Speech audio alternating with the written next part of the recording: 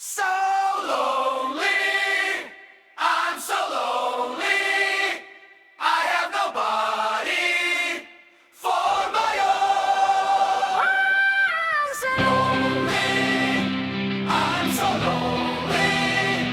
I have nobody for my own. I'm so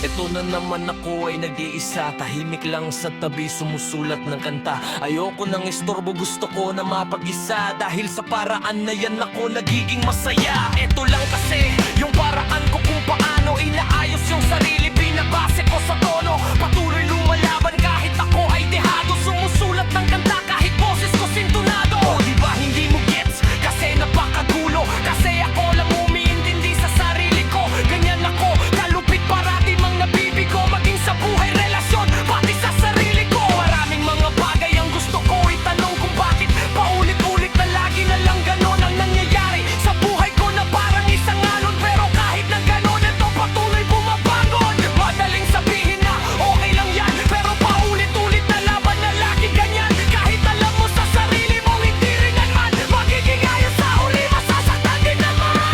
Sanay na ako sa sitwasyon na ganito, kaya hindi na bago sa akin pag ako'y nabibigo. Nasasaktan din ako, pero wala lang ito. Kung ayaw mo sa akin, di naman ako pilit sa'yo.